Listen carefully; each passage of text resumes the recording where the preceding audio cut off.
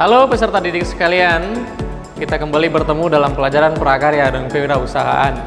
Nah, di pertemuan hari ini kita akan membahas tentang proses produksi budidaya tanaman pangan. Bagaimana proses produksinya? Silakan Anda simak video pembelajaran berikut ini.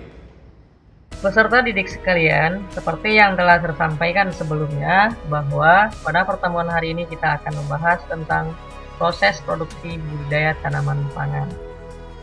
Nah, sebelum kita melakukan budidaya tanaman pangan, ada beberapa hal atau sarana budidaya yang harus kita persiapkan. Yang pertama adalah lahan. Lahan sangat penting artinya bagi usaha budidaya tanaman. Oleh karena itu, pemilihan lahan sangat menentukan keberhasilan dari usaha budidaya tanaman pangan. Maka pemilihan lahan harus dilakukan dengan baik sejak awal sebelum usaha tersebut dimulai. Kemudian yang kedua adalah benih. Jenis benih juga sangat menentukan kualitas dan produktivitas dari usaha budidaya tanaman pangan yang dilakukan. Sehingga benih harus bermutu baik yang meliputi mutu fisik, mutu fisiologis, dan mutu genetik. Kemudian yang ketiga adalah pupuk. Pupuk merupakan bahan yang diberikan pada tanaman untuk memenuhi kebutuhan nutrisi tanaman. Jenis pupuk ada dua jenis, yaitu pupuk organik dan pupuk non-organik atau pupuk kimia. Pupuk organik adalah pupuk yang berasal dari sisa-sisa makhluk hidup seperti kompos atau pupuk kandang. Sedangkan pupuk anorganik berasal dari bahan-bahan mineral seperti KCl, urea, dan TSP. Kemudian, sarana yang keempat adalah perlindungan tanaman. Perlindungan tanaman harus dilakukan atau dilaksanakan dengan sistem pengendalian hama terpadu dan tidak mengganggu kesehatan manusia. Sarana pengendalian organisme pengganggu tanaman biasanya dapat dilakukan dengan pestisida, agen hayati, atau alat dan mesin. Namun, penggunaan pestisida sebaiknya adalah alternatif terakhir apabila cara-cara lain dinilai tidak memadai. Lalu, yang kelima, sarana budidaya tanaman pangan adalah pengairan. Setiap budidaya tanaman pangan hendaknya didukung dengan penyediaan air sesuai dengan kebutuhan dan peruntukannya. Air disediakan sepanjang tahun, baik dari air hujan, air tanah, air embun, maupun air dari bendungan. Pengairan juga tidak boleh mengakibatkan terjadinya erosi lahan maupun terciptanya unsur hara. Jadi, itulah 5 sarana budidaya yang perlu kita persiapkan sebelum melakukan budidaya tanaman pangan. Selanjutnya, yang akan kita bahas adalah proses dan teknik budidaya tanaman pangan. Nah, proses dan teknik dalam budidaya tanaman pangan yang pertama yang harus kita lakukan adalah pengolahan lahan. Pengolahan lahan ini dilakukan untuk menyiapkan lahan sampai siap untuk ditanami.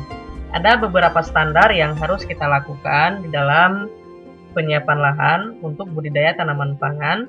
Yang pertama adalah lahan yang digunakan harus bebas dari pencemaran limbah beracun.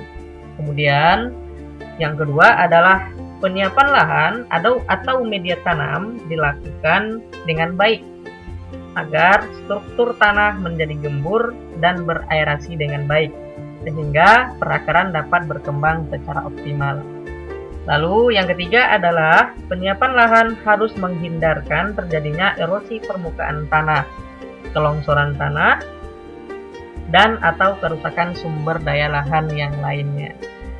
Yang keempat adalah apabila diperlukan, penyiapan lahan bisa disertai dengan pengapuran, penambahan bahan organik, pembenahan tanah, dan atau teknik perbaikan kesuburan tanah lainnya. Dan yang terakhir adalah penyiapan lahan dapat dilakukan dengan cara manual maupun dengan alat mesin pertanian. Yang kedua adalah dalam proses budidaya tanaman pangan yang harus kita lakukan adalah persiapan benih dan penanaman.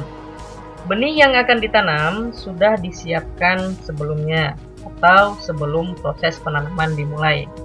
Umumnya benih tanaman pangan ditanam langsung tanpa didahului dengan penyemaian, kecuali untuk budidaya padi di lahan sawah.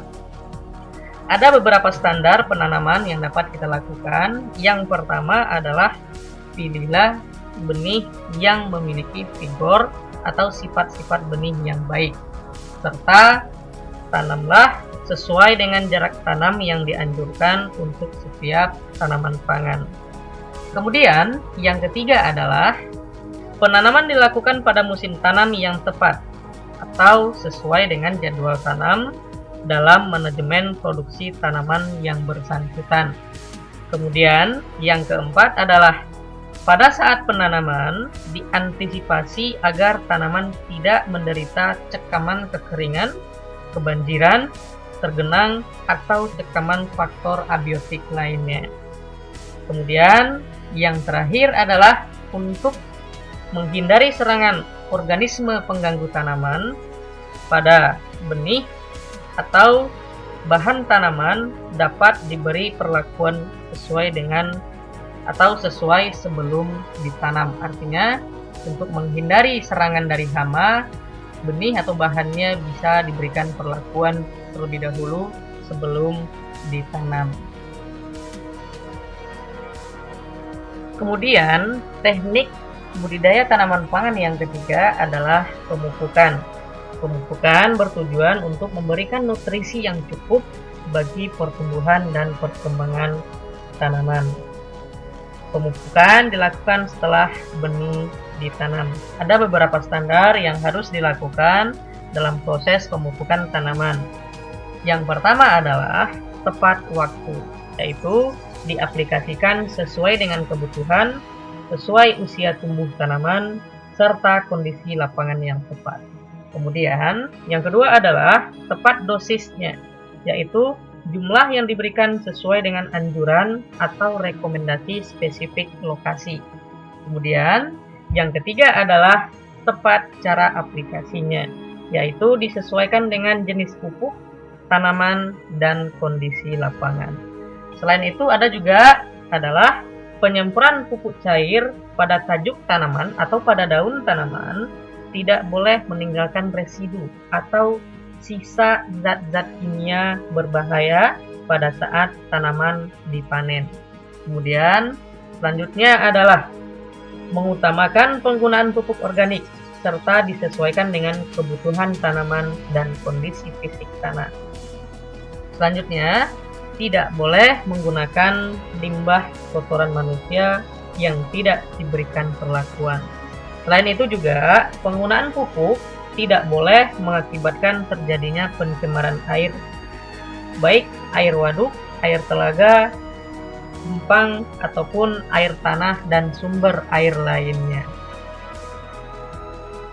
Kemudian, proses budidaya yang selanjutnya adalah pemeliharaan.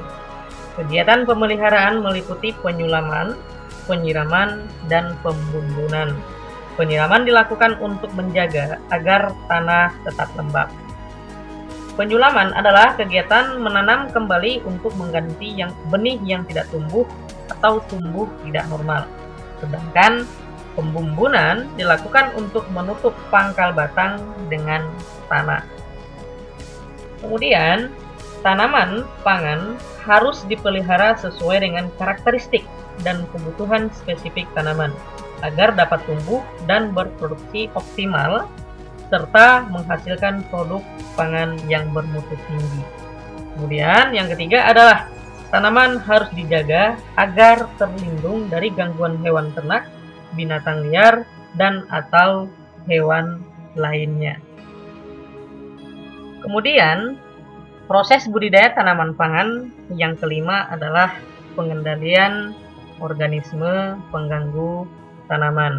Ada beberapa standar yang harus kita lakukan dalam pengendalian organisme pengganggu tanaman ini. Yang pertama adalah pengendalian OPT harus disesuaikan dengan tingkat serangan.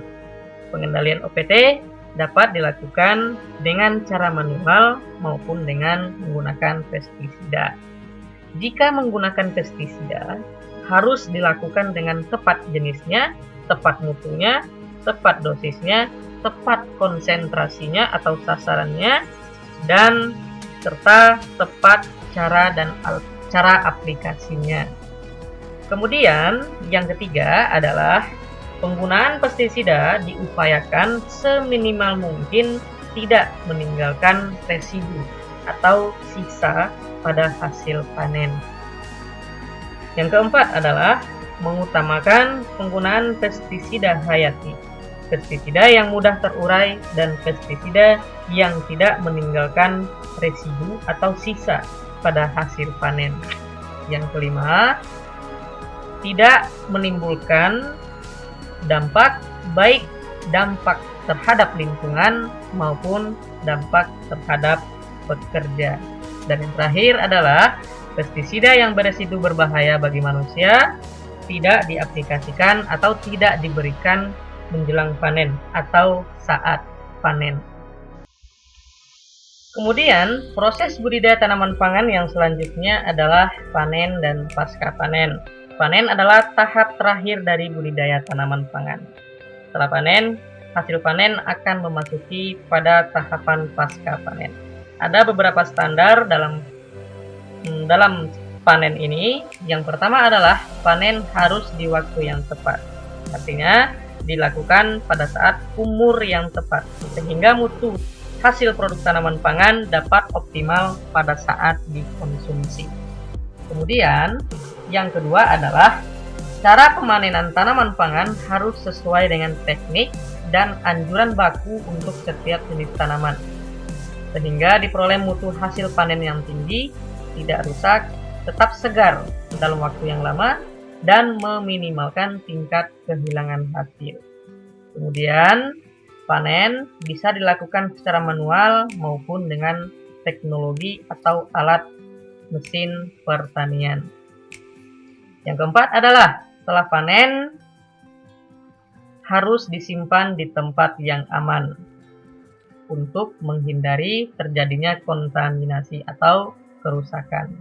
Dan yang terakhir adalah jika seandainya kita melakukan budidaya tanaman pangan berupa padi, maka perontokan dan penggilingan bisa dilakukan secara manual atau dengan mesin pertanian. Itulah proses dari budidaya tanaman pangan. Semoga Anda terinspirasi untuk melakukan budidaya tanaman pangan. Mudah-mudahan apa yang telah saya berikan atau saya sampaikan dapat dipahami dengan baik. Kemudian untuk selanjutnya silakan dikerjakan latihan soal yang telah saya sediakan di Edmodo. Sekian dan terima kasih.